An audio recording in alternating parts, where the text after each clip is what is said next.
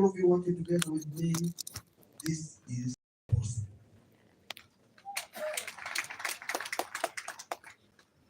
I come with conviction that together we can fix these challenges of our motherland Uganda and make it a better place for all of us to live. None of us applied to God to be born in Uganda. And since when Uganda is for all of us.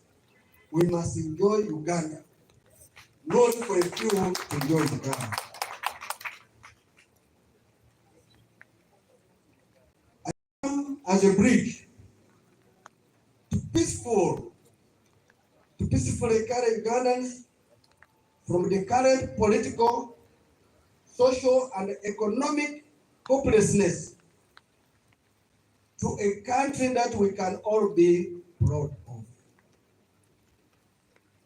As FDC, we offer a social contract in this manifesto. The FDC under my leadership promises to provide jobs by investing in productive sectors, by filling vacancies in government offices, and we promise put money in your pockets by advising cooperative unions, which will also create jobs. We shall need good infrastructure. We shall have a skilled and healthy human resource, solid security, and affordable electricity, among others. Your vote in 2026 election is paramount. A vote for me is a vote for money in your pockets. It's a vote for employment. It's the one which will reduce the debt burden. It's the one which will fix the infrastructure. It's the one which will develop human development in this country. And your vote will guarantee a peaceful transition as one Uganda, one people. As you're aware, this is our fifth manifesto since the country's transition in multi-party politics. This manifesto has been written bearing in mind the global, regional, and national context.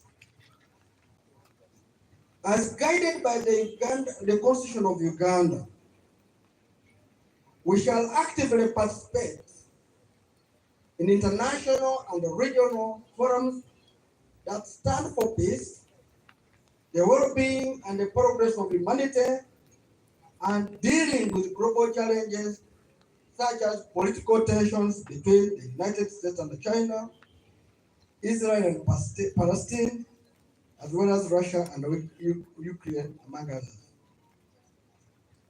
Within the East African region, FDC takes note of the tensions in the neighboring Democratic Republic of Congo and South Sudan.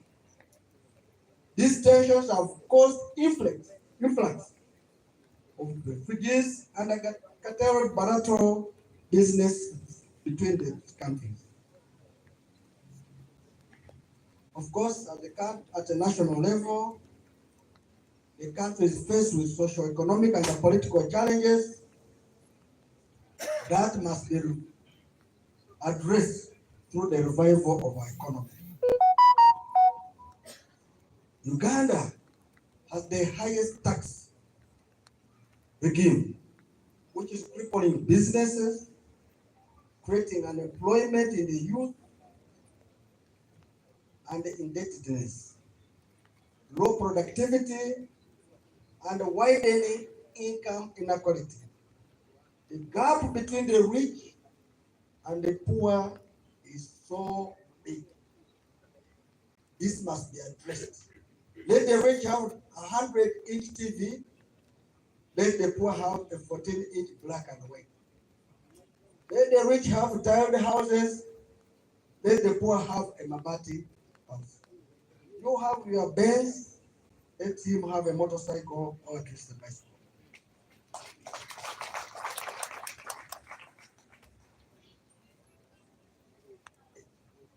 Of course, all these have led to land disputes, environmental degradation, poor infrastructure, low education, low quality education, and of course, the ailing health sector. The 2024 National Population and Housing Census put our population at 45.9 million. And of this, 50% are below 18 years of age. And the same report reveals that 84 out of 100 are dependents. This poses a high danger burden, and it has led to over 4 million youth unemployed, education of the youth being low and not being well trained. This is a promise if elected the president. These economic hardships, these inequalities, which have resulted in resentment and anger by one tribe against another, or a region against another, will be history.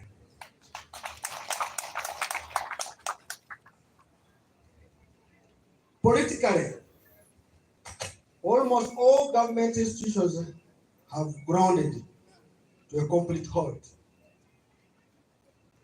Of course, political parties are also grappling with internal strife. The judiciary is burdened with case backlog and inefficiencies, and of course, our parliament, which is busy passing anti-people laws. The security forces, which is supposed to be for civilians, is busy taking sides with the ruling party. Of course, against this background, is the FDC has written this manifesto under the theme, fixing the economy, money in our pockets. FDC is convinced that once the economy of Uganda is fixed,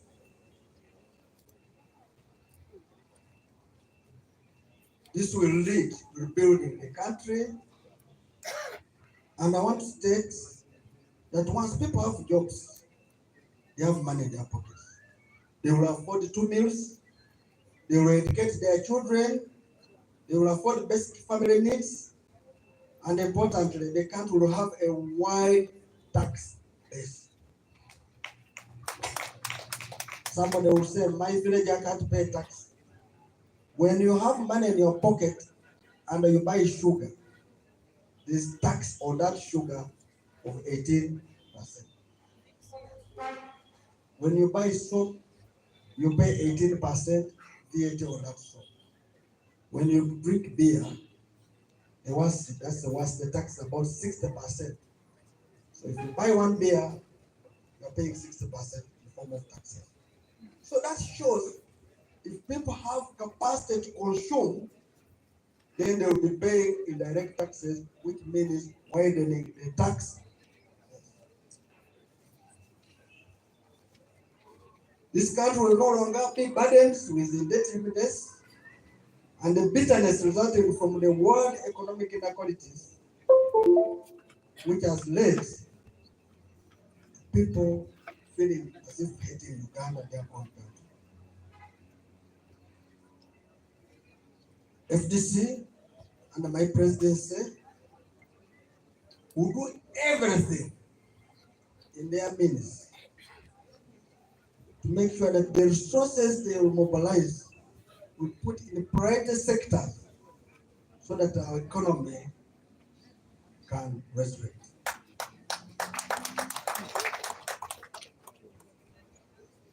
Given the radical reforms within the global aid system, the FDC government will be intentionally focused and frugal in the management of Uganda resources. I talked about transition. Before I make the policy shifts, I needed to make a comment on transition.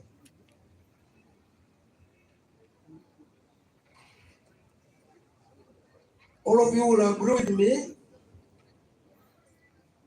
Uganda has failed to achieve a peaceful transition from one regime to another. Regimes have come to power forcefully and left the same way. Involvement of the military in politics started in 1966 with the invasion of the Rubiri and the subsequent exile of Kabaka Mutesa II.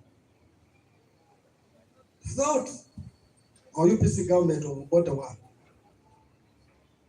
Central Uganda was filled with anger, which is why when Idi Amin took power, that's on the coup, was welcomed with jubilation. 50 years later, under the NRM regime, the same military invaded and killed the people in Obusinga Wenzuru, where even Obusinga or Kabaka was under captive for 2 years. In all the 63 years of independence, one leader has come after another by atrocities against Ugandans, which have never stopped. It is now an opportunity for Ugandans to cause change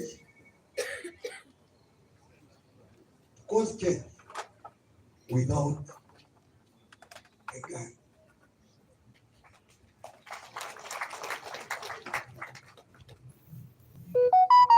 We cannot keep this country in pain. It needs a healing process. On this, I will urge the country to massively come out and vote FDC for restoration of sanity. The vote for FDC is an opportunity to start a transition and end the era of governments that routinely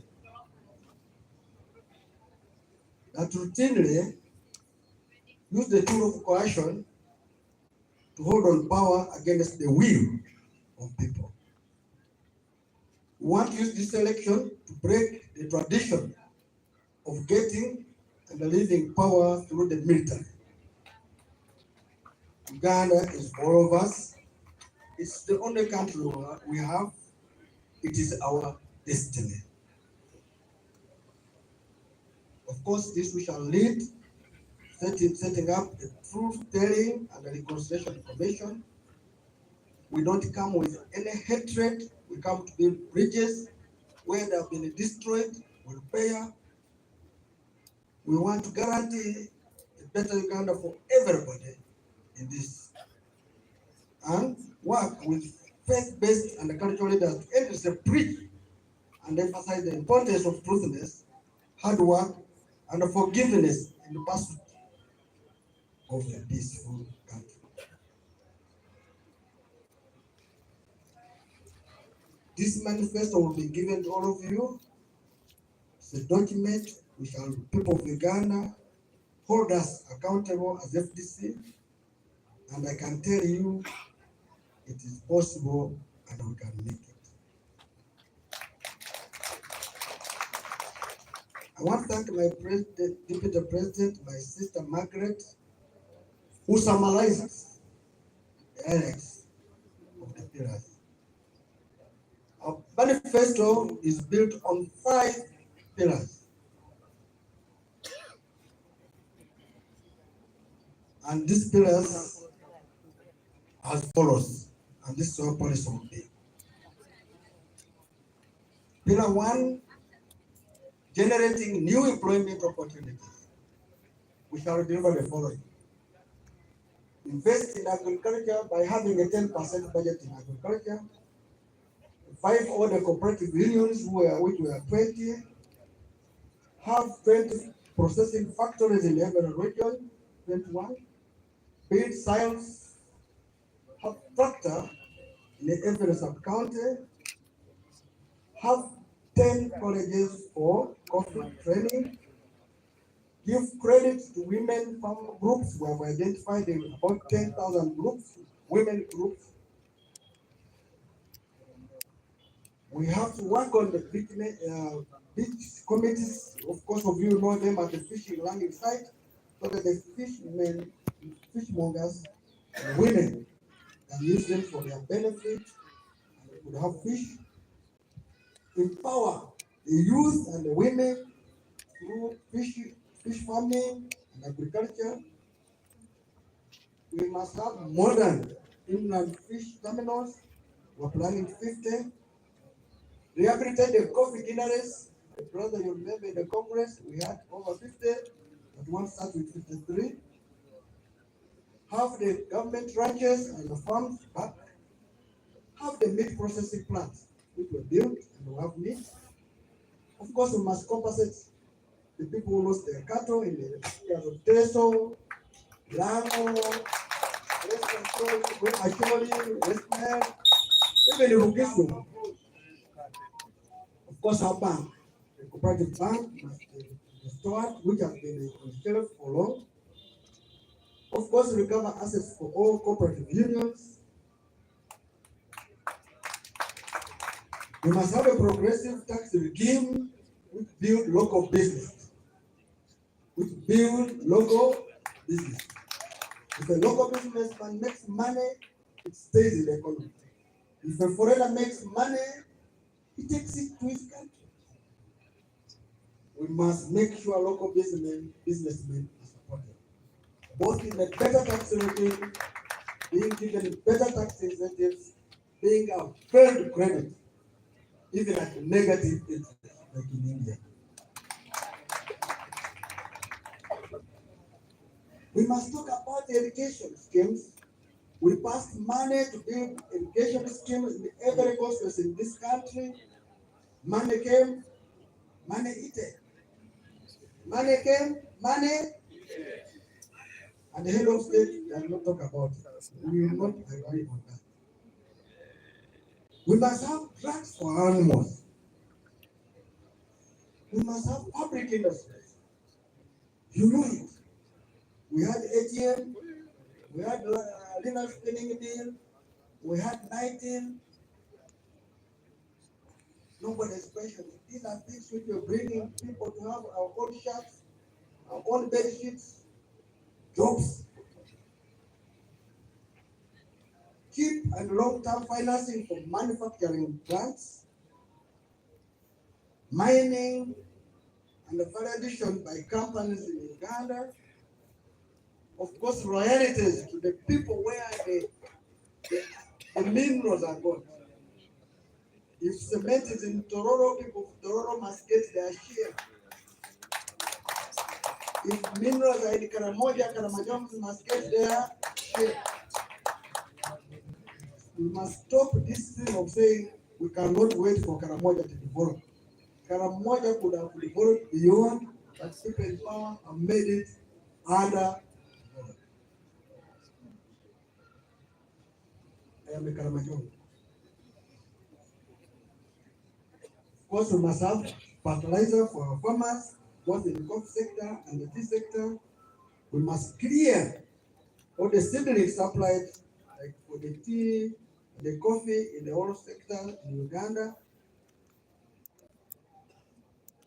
And this will go a long way to create employment. Under pillar 2, we intend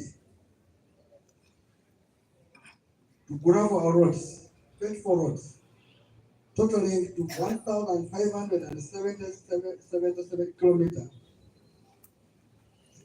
Standard within 5 years. The roads are in our manifesto, you will see them. Of course, you know Malaba and that road from Malaba to Kabale. Whoever has been to Malaba and Busia will confirm 70% of custom duties enter through Malaba and Busia. Are the roads okay? So how can you milk a cow which you are not feeding? It is important to feed the cow before you can milk it. We shall make sure we do road sealing for community roads in the 50 districts, totaling to 200 kilometers. We shall have 120 kilometers of ferry access roads. We shall have 9 rehabilitated paved roads, totaling 999.4 kilometers. We shall ensure our goods are transported by rail, because the trucks are on the roads. That's why our roads are being spoiled. So the rail must be fixed. And the rail must be extended to a total of 1,497.3 kilometers. You'll see it, and we've done measurements. And we've shown you where the money funded is. MBS per month. We must have MBS per month. We must have high speed of internet in our secondary schools and the universities and health centers. We must have houses for government employees. Can you imagine a doctor in Mulago stays in Mukono? There's an emergency in the theater. You need to operate a lady delivering. By the time you drive from Mukono to Mulago, would that woman be safe? Yet, under the water government and the other one, Kitate Courts was meant for doctors, junior doctors. Korolo was for senior doctors. What happened? We shall make sure people have and affordable. We shall ensure those elderly people of ours who are above 70 years are taken care of and even being given some allowance. Our power should be less, cheaper, to promote production, and we shall ensure power to the last person. We shall make sure there's running water in all our cities, municipalities, town councils, and health facilities. We have so many town councils, no water. We have some municipalities with no water. If it's there, in limited supply. And they say water is life, except if you stay in West.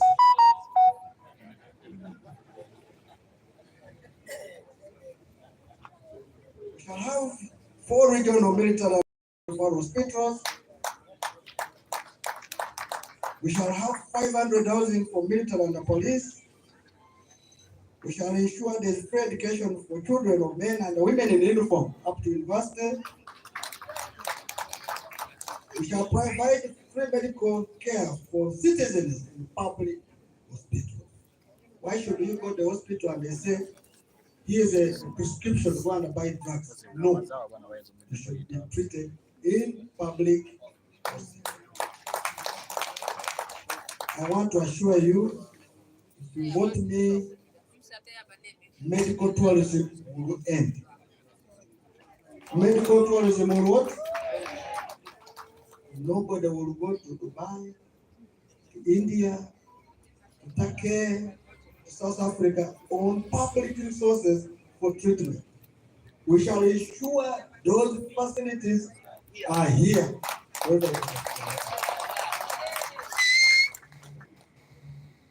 Of course, we've talked about compensation. Human development We shall ensure all our primary schools have more classrooms, and we're planning 87,000 classrooms. And we shall ensure the salaries of teachers, both arts and science, are the same and high. Most developed countries, the salary of a teacher is more than the engineer or me, an accountant. Why? Because I became an accountant through a what? But here in Uganda, if you went to a primary school or secondary school and asked the teacher, where is your ATM card? He will tell you it is with who? It's with who? And when the teacher is teaching 1 + 1 in the classroom, and he hears a motorcycle coming, you will see him running through the window because he thinks they have come to collect the money from him for the road. This is not acceptable for our teachers, for our civil servants who should provide services to this country. Of course, we shall have a feeding policy for our children in schools. Yes.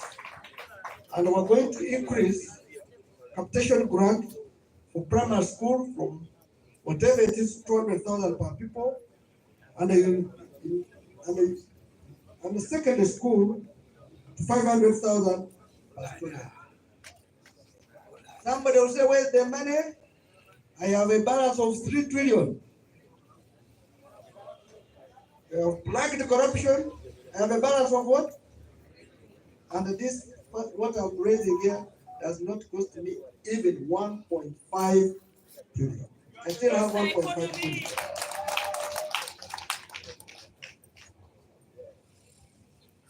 We will provide free sanitary pads and towels to all teenagers, girls in school. Of course, those towels will be tax-free.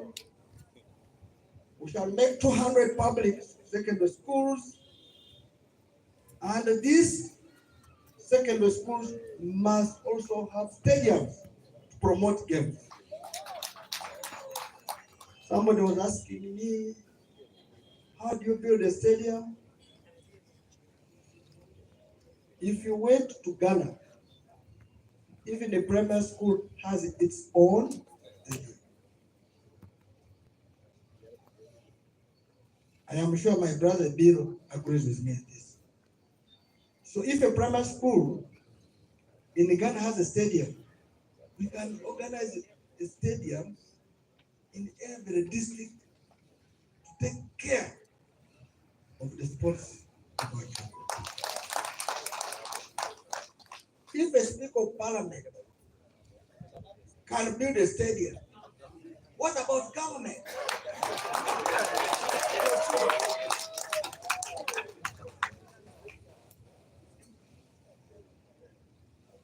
Of course, we shall upgrade our football pitches. We shall have tax incentive and investment in sports and creative arts and facilities. Of course, tax waivers for private schools with playgrounds. Private, they will have tax waivers. And even we shall give them credit to be able to build them. There will be 10 sports academies for all the sports. 10 sports academies. Why not train as sportsmen in sports? All our regional referral hospitals will be upgraded to the level of national hospitals. And our district hospitals will be upgraded to regional referral hospitals, the standard of that. We shall equip our rehabilitation centers for the support of the youth who are struggling with drugs and alcohol. I want to tell the country that the youth are taking drugs and alcohol not because they want it, it's because they have nothing to do. If you give a youth a job to go and work in the morning up to evening, what time will he have to take drugs? What time will he have to take alcohol? They are taking it because they have nothing. So we should create employment for them.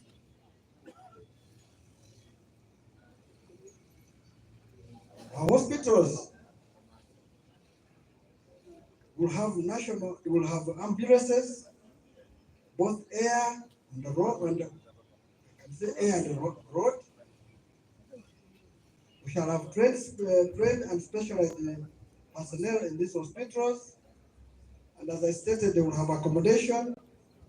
And we hope to have a 10% budget in the health sector so that we are able to take care of that. Of course, we shall have insurance paid for by government, which is called National Health Insurance.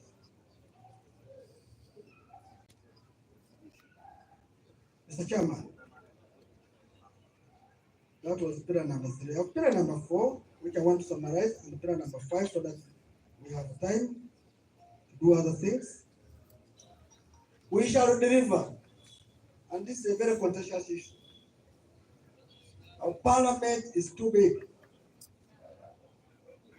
I think we need to review our parliament where we should have one direct elected MP, a woman, and one for men. Even in the current state, 2 times 154, is it 154? 141? 146? You are already over 292 people.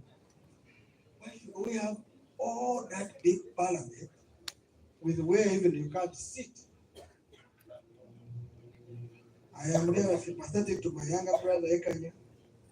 I don't know where he's going to sit in the next parliament. But we will be there, we shall support you until you go there and find a way to sit. You need to empower the internal auditor general's office. You need to empower the criminal investigation department of police, all those organizations and the civil society. And this will be one of my main focus with my colleagues in FDC to ensure that these ones have power so that we can tell the loss in the form of stealing public resources. We shall have our debt reduced drastically so that we leave the state where we are being declared bankrupt to a very positive country where everybody would love to come. We are going to restore state-owned enterprises which have very good purpose of delivering services where government cannot, where the private sector cannot invest. And that's just one in the parastatal's capacity. We shall have special plans for each region. Each region has its own dynamics for purposes of development. Where they are behind, we make it more, give more resources for them to develop. Even the constitution of Uganda demands that to develop the country equally, but taking into consideration those which are less developed. That means we shall be following the constitution. We have a constitution which talks about regional governments. They have never been operationalized. I want to state, when you give me power, regional government will be operationalized and they will have the allocation of 60% of our budget. Now somebody will say, your budget is 10% in agriculture, 10% in the health sector. That 60% which goes there will have a portion. 10% for agriculture, 10% for health, and agriculture is in the villages. In the villages, and the one that form regional governments. We'll have a judicial service commission which will really scrutinize judgments. Judicial has backlogs, but the judgments which are really delivered, and you see that even a P1 child will say that was wrongly delivered. Justice denied. Just what? We shall have timely investigations and action on them. All colonial rules and laws, like the one of preventive arrest, will be ended.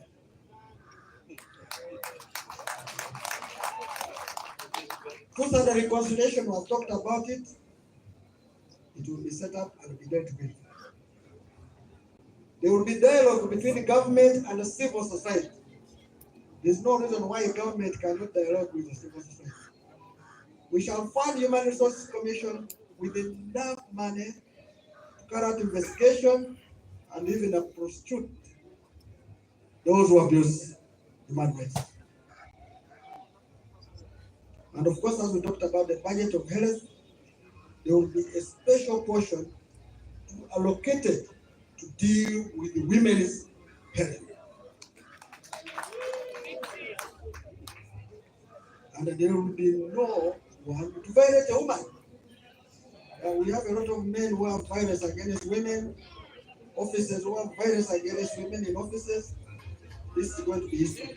Women must be respected and people. And I've talked about capital, and I can tell you there will be cheap capital for all Ugandans.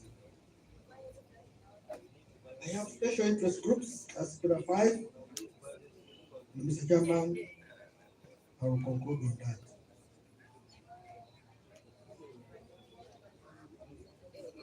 I've talked about women, youth, and elderly, and of course men.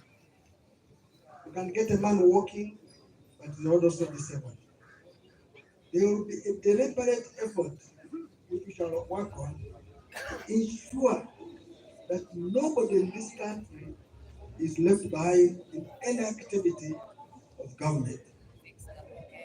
And that's where we shall disburse our government grants, provide procurement services to people, and service support services to those disadvantaged class of people in the society.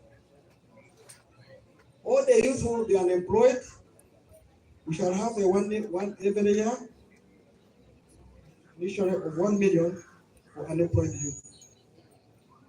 Our borders will have a saving and protection of cooperative scheme with the resources put in by government to avoid it to go this together. I was computing for one border who bought a motorcycle at 5 million. At the end, he had paid about 16 million. In short, he worked for together. This is their light robbery. This is not acceptable for our people.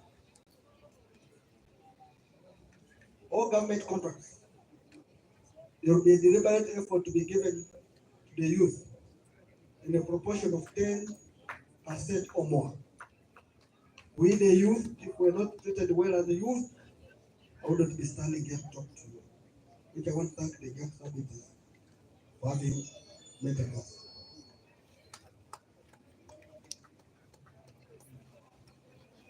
We shall have schools to train our teachers of special needs, PWs. We shall have centers for PWs who are using one arms to use their hands and make money. And our people above 65 years of age, it will be benefiting 60,000 shillings per month to avoid this one of where they have increased the age of 80. And 80, this was a proposal in 2006, and we'll bring it back in 2026. those who provide complete implemented development. There will be a fund for our ex-servicemen and women so that they are built in a productive sector. Our constitution demands that our constitution should be translated in our local language. That's why people don't know their constitution. This is a deliberate effort that immediately we take power, the constitution of Uganda will be translated in all the local languages in this country.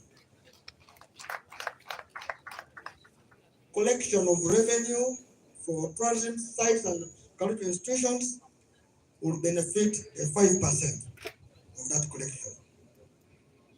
And of course, we must restore coffee, tea, cotton. These are our core cash crops, which when we're studying in primary, our time, they say, what are the leading cash crops for Uganda? Number one was coffee. Number two was cotton. Number three was tea. What happened? The economy of Uganda was growing on those three. So it means we shall restore those organizations to the as they were in the first stages. We shall provide 100 million development fund to all villages of the country. That's only 7 trillion. I have 100 million parish leaders in circles. You know how many parishes do we have? About 10,000. That's 1 trillion. Sub-counties, there are 2,300, I think, 100 million. I'm talking about 230 billion. The LOC 5s will have 500 million per district. How many districts? 140 what? You multiply how many billions are those? That's only 100, 500, that's about only 73 billion. And the country will have money to generate money, the economy will be fixed, and the money now what? I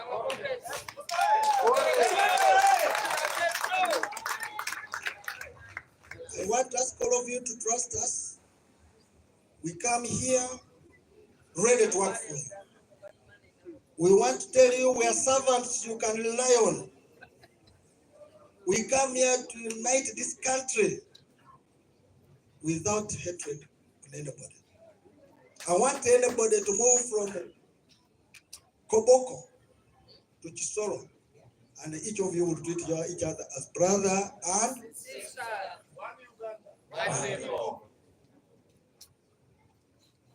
We build bridges where they are not. We repair those which have been destroyed. I call on every Ugandan that lend us your vote. Lend us your vote, and you will see the results. Look and do it as God did to King David. It can be where there is no road, God will put a what? Where there is no way, God will put a what? I can tell you, if all of you voted Nadala Mafali as your president in Uganda, you will never regret in your entire life.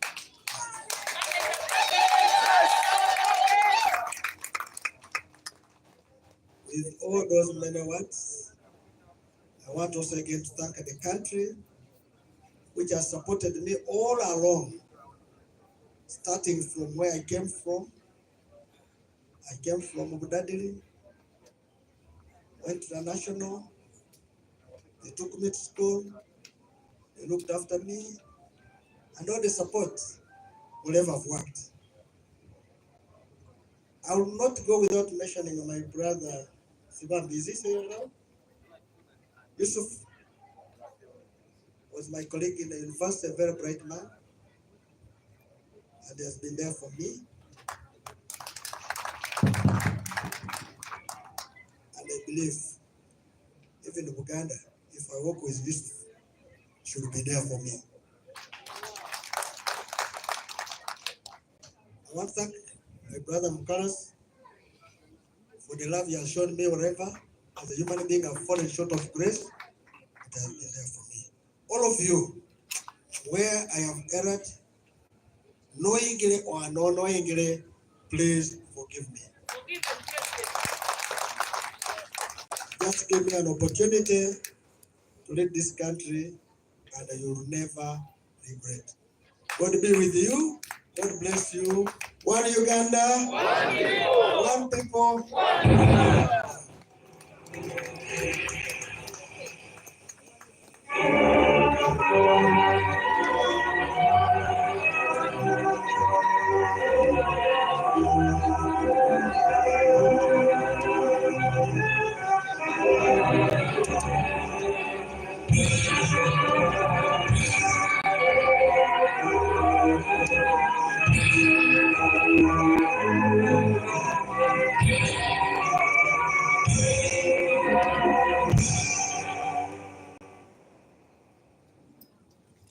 Okay, that could have been you may take your seat, Mr. President, sir. I was wondering who has hijacked my powers because I have not yet adjourned this council. But because I respect the national anthem, I have to comply. We have only 2 items left, and I'll request that we be patient. In the next few minutes, we shall be concluding with this National Council. I would like to request our Treasurer General, and I'm moving in accordance with Article 22D of this Constitution, which mandates the National Council to approve the party budget. Using my powers, I have amended the order paper to allow the Treasurer General to submit a summary of the budget estimates for approval by this Honorable Council, and also to move a motion to allow NEC to oversee the implementation of this budget, because we may not have another National Council before the next general elections, and yet we need resources to run the campaign. Therefore, I request to step forward and present the estimates, which shall be seconded by one of us, and the motion will be moved by one of us, and we shall proceed to process that approval. Thank you. Mr. Treasurer General, please step forward.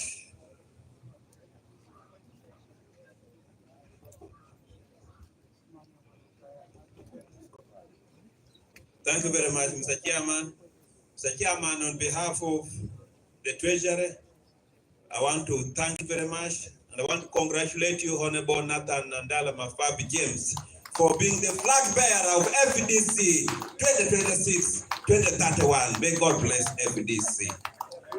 In accordance with the Constitution, as provided of FDC, I'd like to inform through you, Mr. Chairman, inform the delegates and members of the National Council. I've been guided that the media can leave us to have our in-house discussions. I think you've got enough news to run you for the whole year until the next general election, because this manifesto has been too elaborate.